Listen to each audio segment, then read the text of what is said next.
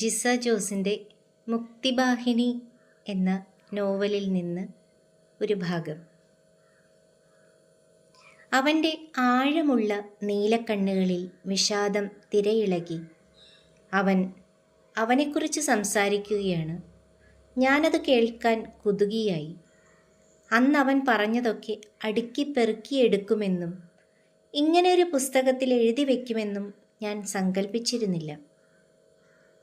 അവൻ അടുക്കും ചിട്ടയുമില്ലാതെ എന്തൊക്കെയോ കാര്യങ്ങൾ പറഞ്ഞു. ആ ശകലങ്ങളെ അങ്ങനെ തന്നെ കേൾക്കാനും മനസ്സിൽ സൂക്ഷിക്കാനുമായിരുന്നു എനിക്കിഷ്ടം. ഏത് കാര്യവും അടുക്കോടെ പറയുമ്പോൾ അത് കൃത്രിമമാവുന്നു.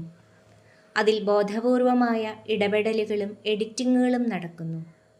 ഏറ്റവും സ്വാഭാവികമായി ഉള്ളിൽ നിന്ന് ഉറന്നു വരുന്നത് പോലെ അവൻ അന്ന് സംസാരിച്ചതൊക്കെ എത്ര ഹൃദ്യമായിരുന്നു. താൻ അതൊക്കെ പറഞ്ഞു എന്നവൻ ചിലപ്പോൾ ഒരിക്കലും സമ്മതിച്ചേക്കില്ല. ഇത്രയും ഭദ്രമായി ഞാനതെല്ലാം ഒപ്പിയെടുത്തത് കാണിച്ചെങ്കിൽ മാത്രം അവനത് അംഗീകരിക്കേണ്ടി വരും. ഈ ഡയറിയിലെ കുറിപ്പുകൾ ഞാൻ അവനു വേണ്ടി മാത്രം എഴുതുന്നതാണ് എന്നെനിക്ക് തോന്നാറുണ്ട്. നിങ്ങളെക്കുറിച്ച് എഴുതൂ എന്നാണ് അവൻ ഇതെടുത്തു തരുമ്പോൾ എന്നോട് ആവശ്യപ്പെട്ടത്. ഞാനാവട്ടെ അവനെക്കുറിച്ചും അവനൊത്തുള്ള എൻ്റെ നിമിഷങ്ങളെക്കുറിച്ചും മാത്രം എഴുതുന്നു.